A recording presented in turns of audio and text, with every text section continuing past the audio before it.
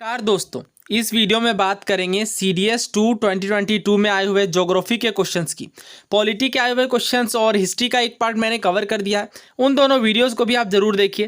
Questions की source मैंने बताई है और आपको डिटेल में बताया। बहुत सारे क्वेश्चंस देखिए पॉलिटी के अंदर प्रीवियस ईयर से थे, लगभग सारे ही थे अगर एक दो को आप छोड़ दे तो। और क्वेश्चंस का नेचर मेरे हिसाब में ईजी टू मॉडरेट था, बहुत ज़्यादा टफ आप नहीं कह सकते पॉलिटी के क्वेश्चंस को। हाँ, हिस्ट्री के कुछ क्वेश्चन टफ आए हैं। अब ज्योग्राफी देखते हैं, ज्योग्राफी में किस तरह के क्वेश्चंस आए हुए हैं। सबसे पहला सवाल देखिए, क्या पूछा गया है। Which one of the following is the first and the oldest government owned coal mining company in India. यानी आपको बताना है कि निम्नलिखित में से कौन सा सबसे पहला और सबसे प्राचीन गवर्नमेंट ओन्ड कोल कंपनी है। ध्यान रखिए, गवर्नमेंट ओन्ड की बात की गई है। अगर गवर्नमेंट ओन्ड नहीं कहा जाता तो रानीगंज कोल माइंस बहुत पहले, आई थिंक 1775 के आसपास ही वहाँ पे माइनिंग स्टार्ट हो गई थी। लेकिन गवर्नमेंट ओन्ड की बात की गई है तो इसका करेक्ट आंसर है सिंगरेनी कोलरीज कंपनी लिमिटेड। मैं आपको क्वेश्चंस का सोर्स दिखाता हूँ। ये देखिए हमारा ह्यूमन ज्योग्राफी वाला बुक। मैंने आपको बहुत बार बताया, बहुत सारे क्वेश्चंस आते हैं। तो चैप्टर 7 देख सकते हैं आप, मिनरल एंड एनर्जी रिसोर्सेज में। देखिए मैंने ऑलरेडी कुछ हाईलाइट कर रखा है। ये आपसे पूछा गया था, मतलब एक एक पेज से आप कह सकते हैं क्वेश्चन बनता है।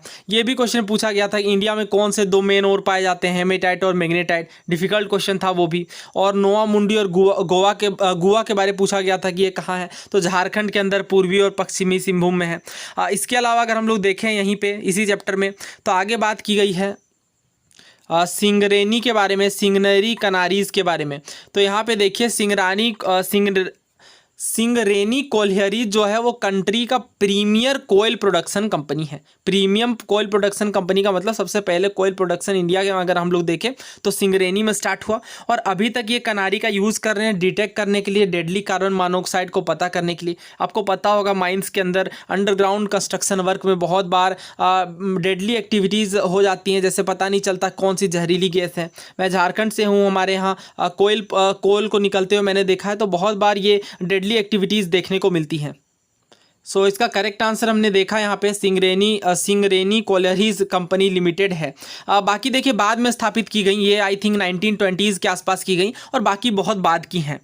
तो ठीक है, देखिए ये क्वेश्चन क्या डिफ़िकल्ट है ऑफ कोर्स। बहुत लोग, क्योंकि ईयर याद रखना मुश्किल होता है, बट अगेन आप देख सकते हैं कि जैसे कि मैं आपको बार बार कहता हूँ, बहुत सारी किताबें पढ़ने से अच्छा आप NCERTs को ही बार बार पढ़ें, आपका कॉस्ट बेनिफिट रेशियो बढ़ जाएगा। तो ये NCERT से ही था। अगला सवाल देखिए, बराक नदी की ट्रिब्यूटरी के बारे में पूछा गया। देखने में बड़ा डिफिकल्ट लगता है क्योंकि छोटी सी रिवर है बराक, मणिपुर और मिजोरम में बहती है, तो इसके ट्रिब्यूटरी को याद रखना मुश्किल है। लेकिन जरा ठहरिए और ऑप्शंस देखिए, सुबानसिरी, धनसिरी, मनास। मैंने कितनी बार बताया कि जो मानस नदी हो गई आपकी, और मानस नेशनल पार्क भी है असम में। इसके अलावा धनसिरी और सुबानसिरी, ये सारी नदियां ब्रह्मपुत्र की सहायक नदी है। ऑलरेडी सिविल सर्विसेज में बहुत बार पूछा गया है और CDS में भी पूछा गया है। तो एक ही ऑप्शन बचता है धालेश्वरी। देखिए अब मैंने भी ये सवाल पहली बार, मतलब मैंने भी ये नाम पहली बार सुना धालेश्वरी, बट मैंने इसे करेक्टली मार्क कर लिया और आप भी इसे मार्क कर सकते हैं अगर आपने बाकी नदियों के नाम सुने हैं तो ये होती है, बहुत बार एलिमिनेशन टेक्निक काम करती है। तो ये इजी ऑप्शन से आपने आई होप जरूर सुना होगा इन नामों को। यहाँ पे आप देख सकते हैं ऑलरेडी CDS में ही पूछा गया कि कौन कौन सी ब्रह्मपुत्रा की ट्रिब्यूटरीज हैं।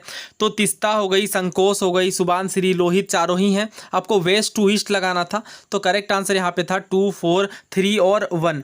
तो ये तिस्ता सबसे वेस्टर्न है, उसके बाद संकोस, फिर सुबानसिरी और लास्ट में आता आपका लोहित, जो कि सबसे ईस्टर्न में आके ब्रह्मपुत्र नदी से मिलती है। तो काफ़ी फेमस नाम है।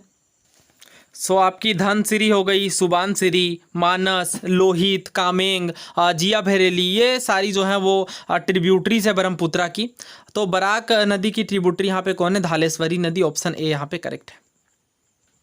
नेक्स्ट क्वेश्चन देखिए, आपको कहा जा रहा है अगर आप बीकानेर से कोणार्क जाते हो शॉर्टेज डिस्टेंस में, तो आपको किस तरह की वेजिटेशन देखने को मिलेगी। तो पहले तो आपको मैप का ब्रीफ आइडिया होना चाहिए। देखिए ये है हमारा प्यारा भारत और हम लोग जा रहे हैं यहाँ राजस्थान से लेकर ओडिशा की ओर।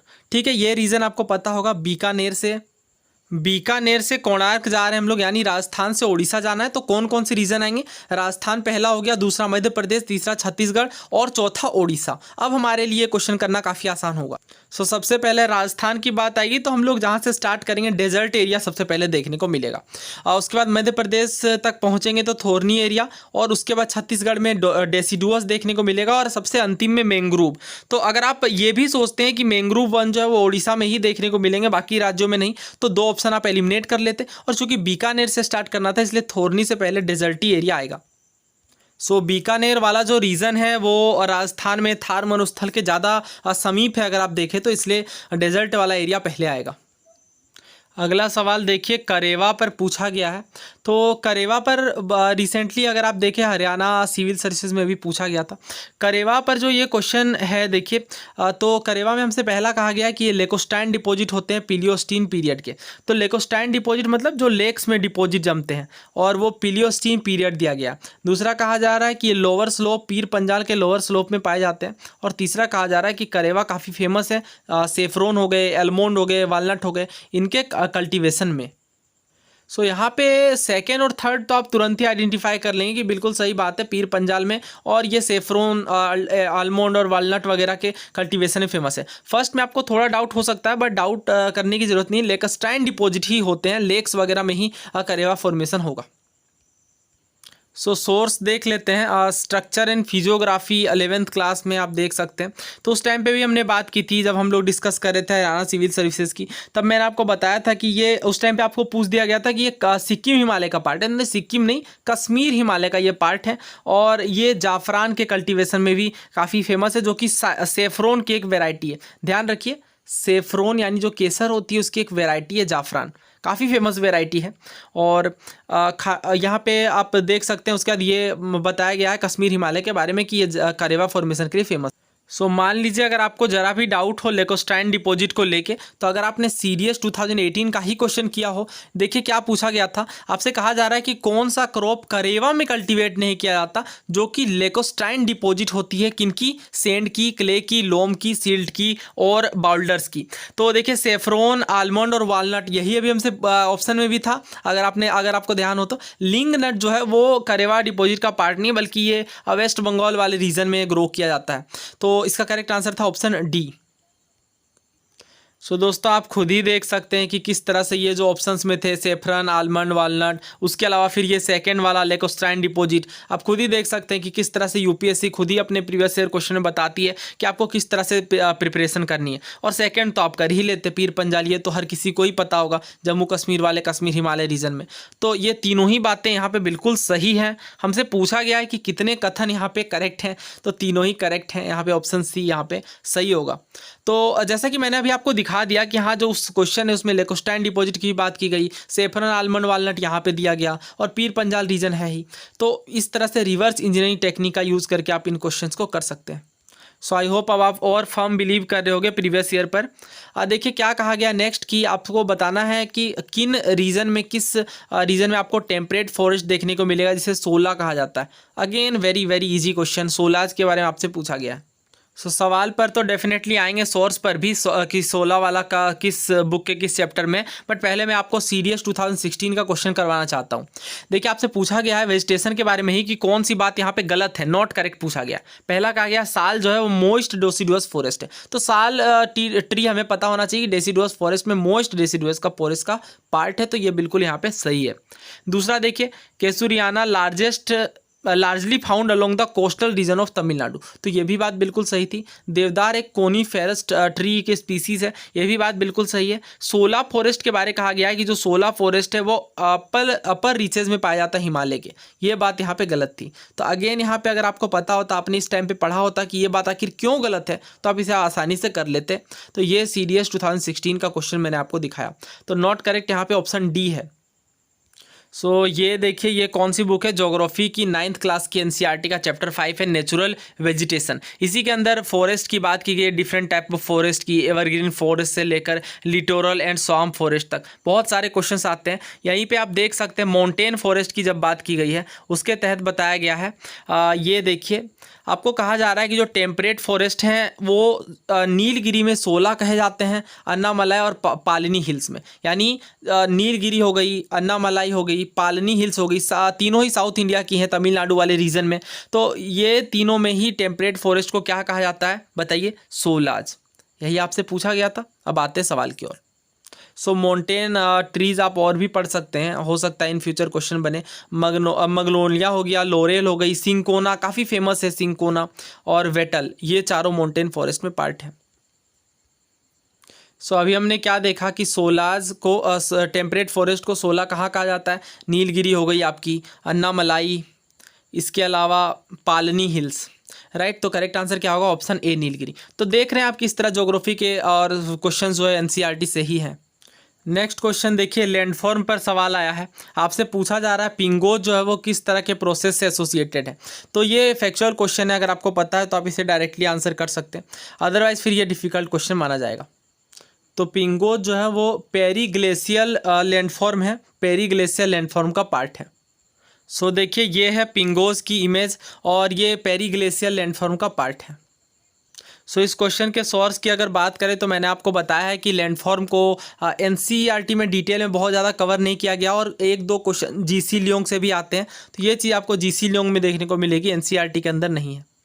नेक्स्ट क्वेश्चन देखिए 91 नंबर का, आपसे कहा जा रहा है कि कौन सी प्रोसेस लीड करती है expansion of certain minerals as they take up water causing additional stress in the rock. कहने का क्या अर्थ है, यानी किस प्रोसेस के तहत सर्टेन मिनरल का एक्सपेंशन होता है, क्यों होता है, क्योंकि वो वाटर को टेकअप करती हैं जिससे रॉक्स के ऊपर एक्स्ट्रा स्ट्रेस पड़ता है, एडिशनल स्ट्रेस पड़ता है। ऑप्शन है हमारे पास हाइड्रोलाइसिस, हाइड्रेशन, ऑक्सीडेशन और कार्बोनेशन। इस क्वेश्चन के सोर्स की बात करने से पहले मैं आपको बता दूं, एनडीए 1 2021 का क्वेश्चन, ये देखिए एनडीए का क्वेश्चन है, ये एनडीए 1 2021 का। आपसे कहा जा रहा है the process whereby certain minerals absorb water expand and change is called, यानी उस प्रक्रिया का नाम बताइए जिसमें मिनरल वाटर को एब्जॉर्ब करती हैं, एक्सपेंड करती हैं, फैल जाती हैं, और जो बदलाव आता है वो क्या कहलाता है। तो इसका करेक्ट आंसर क्या था, हाइड्रेशन। और आपको पता चल गया होगा ये सेम ही क्वेश्चन पूछा गया, बस लैंग्वेज बदल दी गई है। तो ये आई ओपनर वीडियो रहेगा उनके लिए भी जिन्हें लगता है कि बस सीडीएस के ही पीवाईक्यू करने हैं। मैंने आपको बहुत दफ़े बताया कि एनडीए का सीडीएस में, सीडीएस का एनडीए में, और सीएसई में भी इवन सीडीएस के क्वेश्चन पूछे जाते हैं, तो बहुत ज़्यादा ये रिपीटेशन चलता है। सो फिजिकल ज्योग्राफी आपको पता ही होगा, बहुत ज़्यादा इंपॉर्टेंट है 11th क्लास की NCERT. Chapter 6 geomorphic process, geomorphic process chapter में एक्सोजेनिक प्रोसेस और इंडोजेनिक प्रोसेस पर बात की गई है। वेदरिंग से बहुत बार क्वेश्चन आता है कि वेदरिंग किस तरह की डिसइंटीग्रेशन है, तो मैकेनिकल डिसइंटीग्रेशन और केमिकल डीकम्पोजिशन होती है रॉक्स की, ठीक है, वो वेदरिंग कहलाती है। इसी के बाद प्रोसेस के बारे में बताया गया है। केमिकल वेदरिंग प्रोसेसेस में आप देख सकते हैं किस किस तरह के प्रोसेस की बात की गई है। पहला कहा गया सॉल्यूशन के बारे में कि वाटर या फिर एसिड में जब कुछ घोल दिया जाता है तो द वाटर और acid with dissolve content is called solution. Okay, तो अब जो ये वाटर में कुछ घोल दी गई है वो सॉल्यूशन कहलाती है, ये हम सबको पता है। सोल्यूबल रॉक फॉर्मिंग मिनरल के उदाहरण भी दिए गए हैं, जैसे नाइट्राइट हो गए, सल्फेट हो गई, पोटेशियम हो गई, ये सब हो गए। इसके अलावा कार्बोनेशन में बताया गया है कि ये एक रिएक्शन है कार्बोनेट और बाइकार्बोनेट की मिनरल्स के साथ, और ये क्या हेल्प करती है, ये हेल्प करती है कार्बोनेट मिनरल और फेल्सपार्स वगैरह को तोड़ने में, ब्रेक डाउन करने में। उसके बाद देखिए हाइड्रेशन की बात की गई है। हाइड्रेशन का मतलब नाम से ही स्पष्ट होता है, हाइड्रो का मतलब जैसे वाटर होता है, तो ये वाटर की केमिकल एडिशन है, यानी मिनरल जब वाटर ले लेती है और फैल जाती है, यहाँ पे ध्यान दीजिए, minerals take up water and expand. This expansion causes an increase in the volume of material itself or rock. आप समझ रहे हैं इसका मतलब, देखिए रॉक्स में क्या होता है, वाटर जब ले लेती है वो और एक्सपेंड कर जाती है, फैल जाती हैं, तो वो प्रक्रिया हाइड्रेशन कहलाती है। आगे देखिए calcium sulphate takes in water, उदाहरण समझिए, उदाहरण वेरी इंपॉर्टेंट। कैल्शियम सल्फेट जो है वो वाटर को लेती हैं और जिप्सम में बदल दी जाती हैं। तो जिप्सम हमें पता है जिप्सम क्या होता है, और ये कैल्शियम सल्फेट से ज़्यादा स्टेबल होती हैं, यही प्रक्रिया हाइड्रेशन कहलाती है। नाम से भी स्पष्ट है, रॉक्स वगैरह में जब वाटर लेकर के फैल जाती है वो, तो वो हाइड्रेशन प्रक्रिया कहलाती हैं। आगे पढ़िए, दिस प्रोसेस इज रिवर्सिबल, यानी ये रिवर्सिबल है, उसका वाइसे वर्सा भी देखने को मिल सकता है। और लॉन्ग कंटिन्यूड रेपिटेशन के बाद causes fatigue in the rocks में ये फटीक पैदा कर देती हैं और इसके बाद रॉक्स डिसइंटीग्रेट हो जाती हैं, टूट जाती हैं। आगे हमारी आखिरी केमिकल प्रक्रिया का उदाहरण है ऑक्सीडेशन और reduction. In weathering oxidation means a combination of mineral with oxygen to form oxide, यानी ऑक्सीडेशन का अर्थ ये होता है वेदरिंग प्रक्रिया के दौरान कि मिनरल को कंबाइन किया जाए ऑक्सीजन के साथ ताकि वो ऑक्साइड या फिर हाइड्रो ऑक्साइड बना सके। ऑक्सीडेशन तब अकर करती हैं जब रेडी एक्सेस हो एटमॉस्फेयर में ऑक्सीजनेटेड वाटर्स को लेकर के। और minerals most commonly involve in process, example भी हमें दिए गए हैं, जैसे आयरन हो गई, मैंगनीज हो गई, सल्फर हो गई, ये सब। जबकि ऑक्सीडेशन रॉक ब्रेक डाउन करती है किस वजह से? ऑक्सीजन के एडिशन की वजह से। जैसे अगर आयरन का जो रेड कलर है वो ऑक्सीडेशन के बाद ब्राउन या फिर येलो कलर में बदल जाता है।